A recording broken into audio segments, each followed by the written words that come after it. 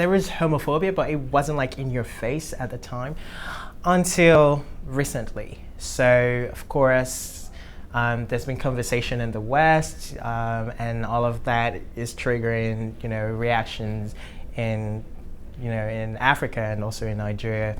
And so now there was conversation, and then people were talking about it, and religious leaders started to talk about it, and in their churches and in the mosques and all that. So they started spreading this homophobia, and so they'll obviously get lynched, beaten up, or locked up.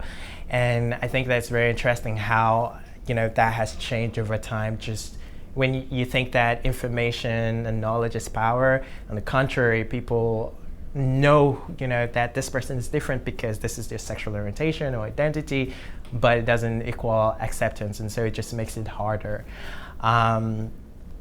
So it's very hostile now in Nigeria, and the government passed a law prohibiting same-sex relationships in 2015. Oh my God, I'm terrible. 2015. But before that, the first time the government introduced a bill like that, it was in 2005. I'm sorry, 2005, and myself, because I started to speak up in my home community. A lot of my friends were dying of HIV-related illnesses, and there was no care because people knew that they were gay. So I was one of the people who spoke up, and so we fought those bills over and over.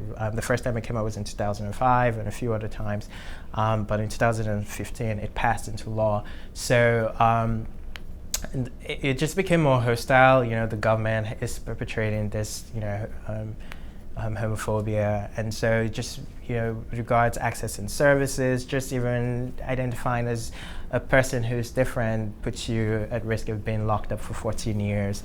And of course, Nigeria is known for the mob justice, or where if someone is said to be even a thief, stole something, they'll put a tire on you and burn you on the street. So it's the same for gay people, and people get beaten, killed every other day. People just taking laws into their own hands because they fear people who are not like them.